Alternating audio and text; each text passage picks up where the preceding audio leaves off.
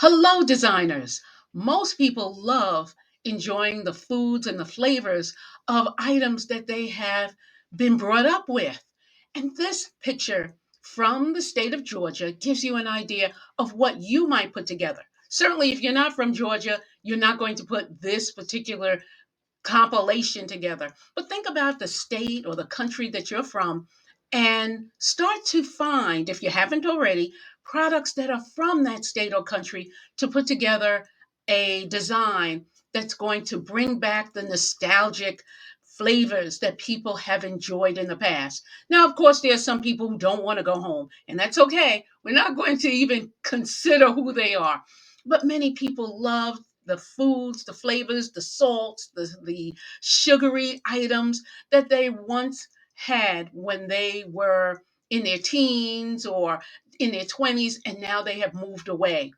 You can find certain products that are in the state or the country that you're in through the state or country's Department of Agriculture.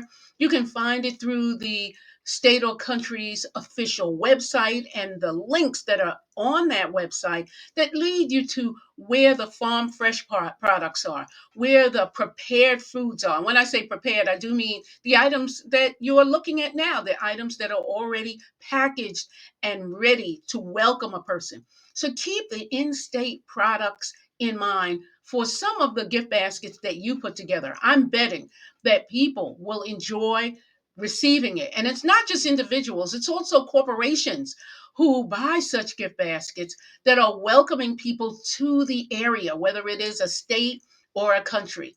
Corporations also love these items if you are making your gift baskets for profit. I'm going to share some links with you in this video or within the description area of the video to give you some other ideas on where you can find products that are made where you are located. This is Shirley George Frazier wishing you baskets of success.